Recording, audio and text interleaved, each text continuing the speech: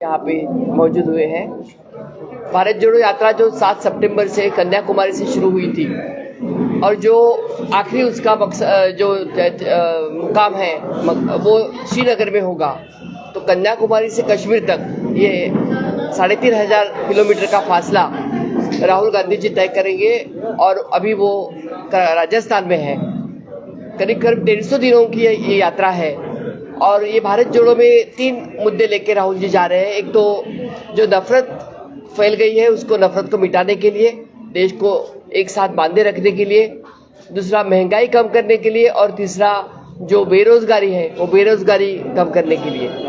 तो ये 3 मुद्दों को लेके लोगों को मिलते, लोगों को जोड़ते, लोगों को गले लगाते हुए हमारे राहुल गांधी बाहर निकले हैं। उसमें कोई भी पार्टी का एजेंडा नहीं है, कांग्रेस का ध्वज नहीं है, ध्वज लिया है देश का। आपने देखा होगा उसमें सब एनजीओ, सिविल सोसाइटी, सभी बाहर के लोग जैसे योगेंद्र यादव जी हो गए, जस्टिस कोलसे पाटिल हो गए, ये सभी लोग उसमें सबको मिल रहे हैं।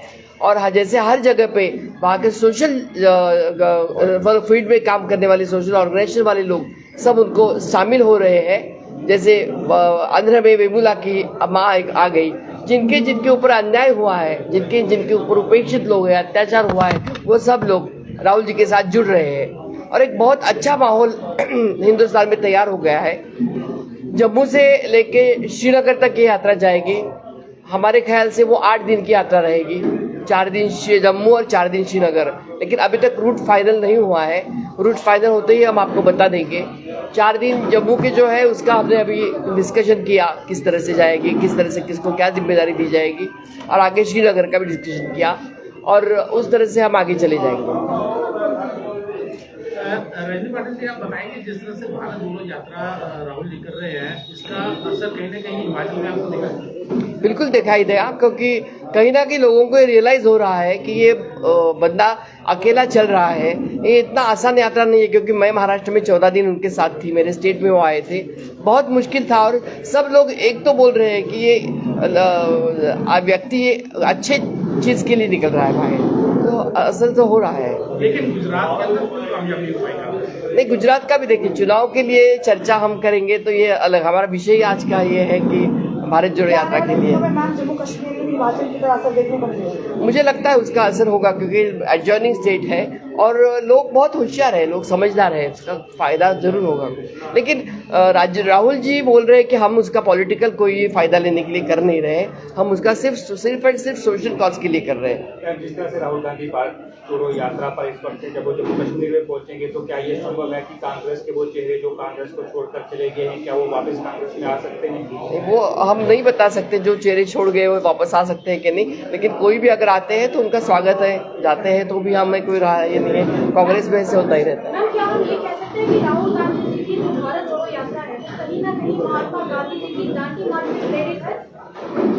बिल्कुल, दांडी मार्च राहुल जी जब 26-27 साल के थे, उन्होंने ये जो बताया तो ही उनके मन में था कि मैं एक बार हिंदुस्तान घूमूंगा। अगर आपको याद है कि गोपाल कृष्ण गोखले उन्होंने गांधी बापू को बोला था कि अगर आपको हिंदुस्तान में राजनीति करनी है तो पहले एक बार पूरा हिंदुस्तान घूमो, और फिर उन्होंने 3rd क्लास ट्रेन में पूरा हिंदुस्तान घूमा था और उसके बाद में उन्होंने सूट निकाल के फेंक दिया था और धोती पहनी थी। क्षेत्रीय दल जो जम्मू कश्मीर के हैं, क्या क्षेत्रीय दलों में से किसी ने आपको कहा है कि वो राहुल गांधी की भारत जोड़ो यात्रा में शामिल? हम उनको अपील करेंगे, चाहे क्षेत्रीय दल जो है, चाहे एनसी हो, चाहे पीडीपी हो, कि वो हमारे साथ जुड़ जाए। डॉक्टर फारूक अब्दुल्ला ने तो कहा है, लेकिन क्या महबूबा मुफ्ती से कोई बातचीत हुई है? फारूक अब्दुल्ला जी का हम स्वागत करेंगे, अभी महबूबा मुफ्ती जी से कोई बात नहीं हुई हमारी।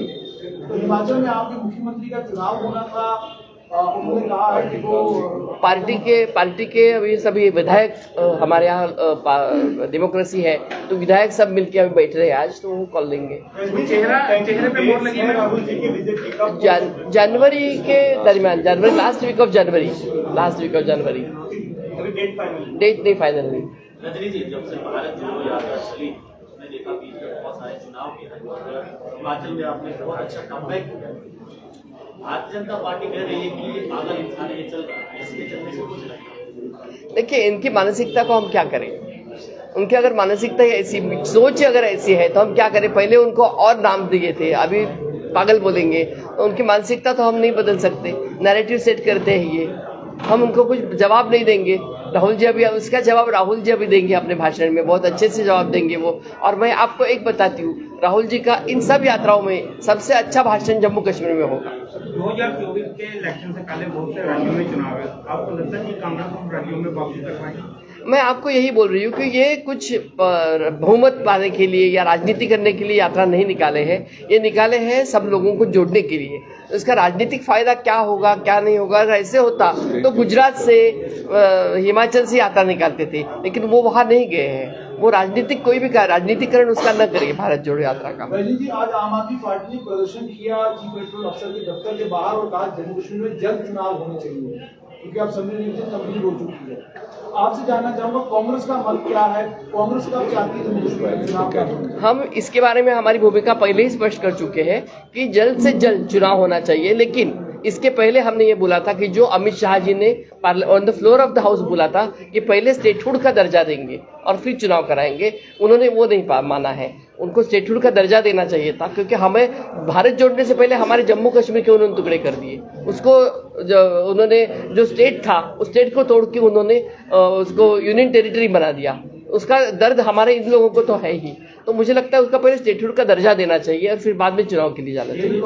जम्मू कश्मीर या लद्दाख जी, क्या कांग्रेस यूनियन टेरिटरी में भी चुनाव के लिए तैयार है? नहीं, अगर हमारी तैयारी से मतलब नहीं, वो राज्य उनके हाथ में है, गवर्नमेंट उनका है, तो हम क्या कर सकते हैं। कुछ और धन्यवाद।